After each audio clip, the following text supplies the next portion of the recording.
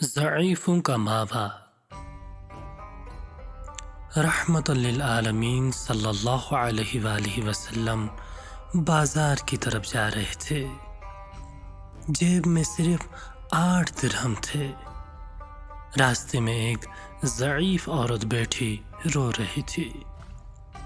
آپ صلی اللہ علیہ وآلہ وسلم رک گئے، اس کے قریب پہنچے اور اس کے غم میں شریک ہونے کے لیے اس سے پوچھا، بڑی بی کیوں رو رہی ہو؟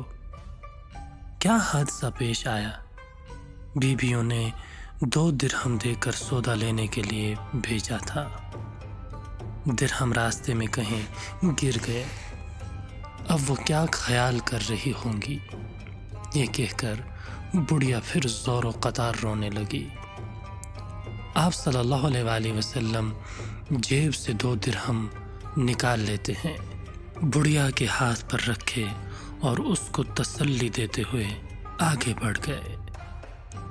بازار پہنچ کر خدا کے رسول صلی اللہ علیہ وآلہ وسلم نے 2 درہم میں ایک قمیض خریدی اور واپس ہو گئے۔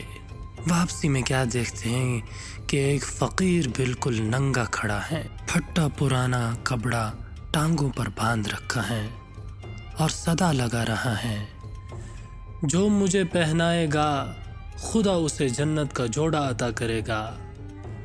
آپ صلی اللہ علیہ وآلہ وسلم ذرا رکے۔ فقیر نے پھر صدا لگائی، جو مجھے پہنائے گا خدا اسے جنت کا جوڑا عطا فرمائے گا۔ آپ صلی اللہ علیہ وآلہ وسلم نے وہ قمیض اسی وقت فقیر کو پہنا دی اور پھر بازار کی طرف چل دیے۔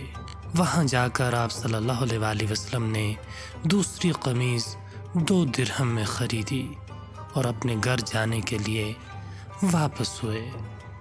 دیکھا کہ راستے میں پھر وہی بڑھیا کھڑی رو رہی ہے۔ آپ نے دریافت فرمایا، بڑی بی اب کیا بات ہے؟ وہ بولی، یا رسول اللہ، میرے ماں باپ آپ پر قربان، میں کہاں تک آپ کو پریشان کروں؟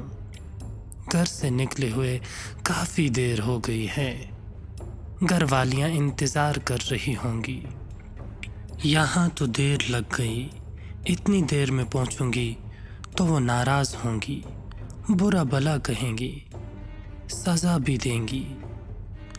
اب بوڑھی ہڑیوں میں سزا برداشت کرنے کی تاب کہاں ہے؟ بڑھیا یہ کہہ کر پھر زور زور سے رونے لگی۔ آپ صلی اللہ علیہ وآلہ وسلم نے بڑھے کی فریاد نہایت دھیان سے سنی۔ بڑھیا پر بڑا ترس آیا، اسے تشفی دی اور فرمایا، چلو میں تمہارے ساتھ چلتا ہوں۔ بڑھیا خوش خوش چل دی۔ خدا کے رسول صلی اللہ علیہ وآلہ وسلم بھی ساتھ ساتھ چل دیے۔ تھوڑی ہی دور گئے تھے کہ کچھ انصار کے گھر نظر آنے لگے۔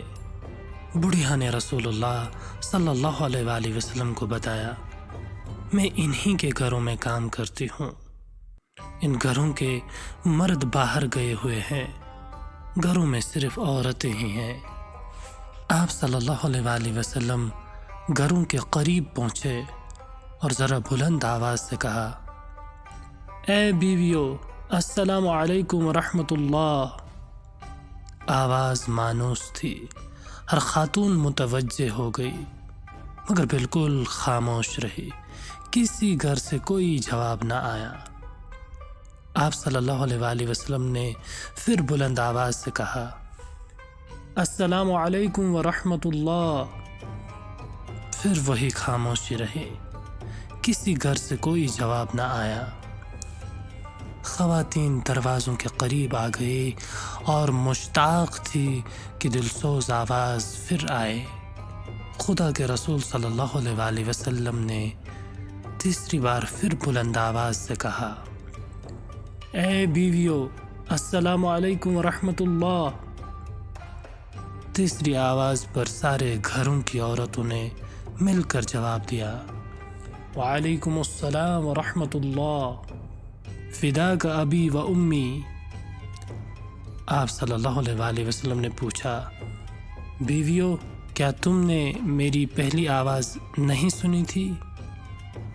یا رسول اللہ صلی اللہ علیہ وسلم، ہم نے آپ کا پہلا ہی سلام سن لیا تھا اور آپ کی آواز پہچان لی تھی، لیکن جواب اس لیے نہیں دیا کہ آپ کی زبان مبارک سے سلامتی اور رحمت و برکت کی دعائیں ہم اور ہمارے بچے بار بار سنیں۔ عورتوں نے عقیدت و ارادت کا اظہار کرتے ہوئے کہا۔ خدا کے رسول صلی اللہ علیہ وآلہ وسلم مسکرا دیے اور پھر فرمایا، یہ تمہاری خادمہ ڈر رہی تھی کہ تم اسے ڈانٹو گی اور سزا دو گی۔ اتفاق سے اس خدا کی بندی کو دیر ہو گئی ہے، میں اس کی سفارش کے لیے آیا ہوں۔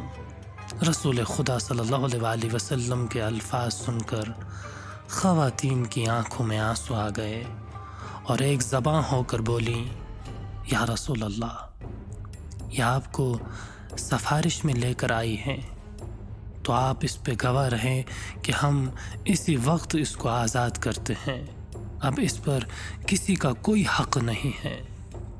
باندی کی آزادی پر آپ صلی اللہ علیہ وآلہ وسلم کا چہرہ خوشی سے چمک اٹھا اور آپ ان نیک خواتین کو دعا دیتے ہوئے خوشی خوشی گھر واپس آ گئے۔